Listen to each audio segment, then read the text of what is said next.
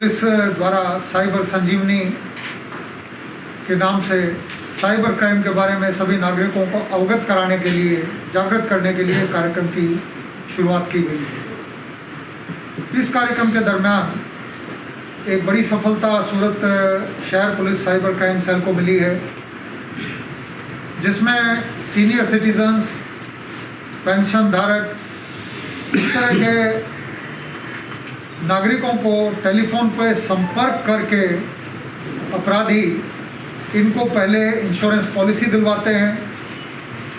Insurance policy की पूरी details उनके पास होती हैं और उसके बाद वो लोग इंश्योरेंस कंपनी के अधिकारी और गवर्नमेंट ऑफिसर होने का ढोंग करके पॉलिसी धारक को फ़ोन करते हैं और उससे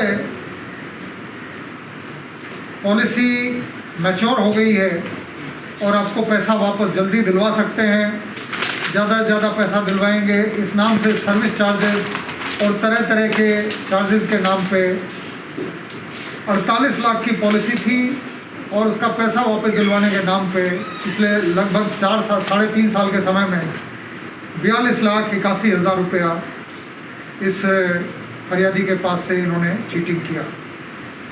इस केस में 4 लोग जो सभी उत्तर प्रदेश बदायूं जिले के रहने वाले हैं और दिल्ली और शादरा में रह के ये लोग इस तरह का क्राइम कर रहे थे, इनको पुलिस ने पकड़ा है।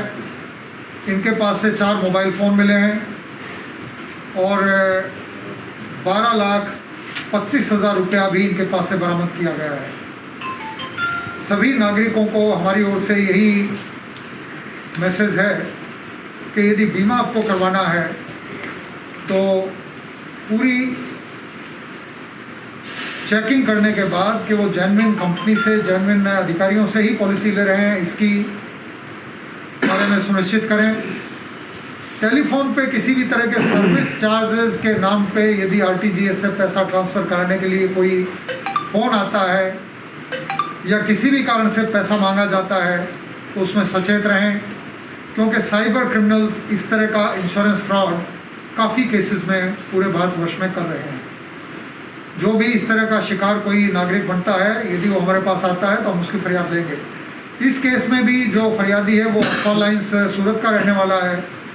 वो 2017 के अक्टूबर महीने से इन लोगों के साथ टेलीफोन पे संपर्क में था और जैसा मैंने बताया 42,81,000 रुपया इसके पास से इन्होंने फ्रॉड करके पैसा लिया।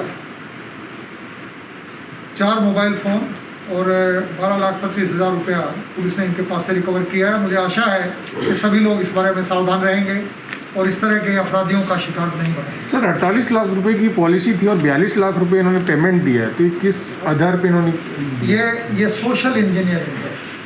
आश्वासन ये दिया जाता है कि आपने जो पैसा आपकी पॉलिसी का वो भी मिलेगा और जो अभी दे रहे हैं टेम्परेरी फी है ये भी आपको वापस दे दी जाएगी। सोशल इंजीनियरिंग में ये लोग इंश्योरेंस के बिजनेस को अच्छे से समझते हैं और लंबे टाइम से फरियादी से बात करते हैं, जो शिकार होता है उससे बात करते रहते हैं, उसकी वीक नब्ज को ये पहचानते हैं। उसको 48 लाख रुपया वापस कराने के चक्कर में बार बार छोटे छोटे टुकड़े करके आरटीजीएस से इतना बड़ा पैसा हुआ, ये आँख खोल देने जैसा किस्सा है। इसीलिए आशा है कि आप सभी के थ्रू ये ज़्यादा से ज़्यादा नागरिकों तक बात पहुँचे। सर, फरियादी के परिवार में से और किस के नाम पे किया? नौकरी कर चुके हैं?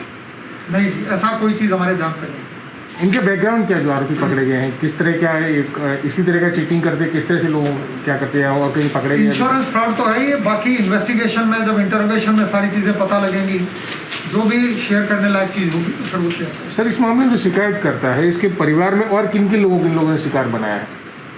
इनके पुत्र को, इनके पुत्रवधि को और इनके 1-2 रिलेटिव जो हैं उनकी भी पॉलिसी ली गई थी, उनकी ओर से भी पैसा मांगा जा रहा है।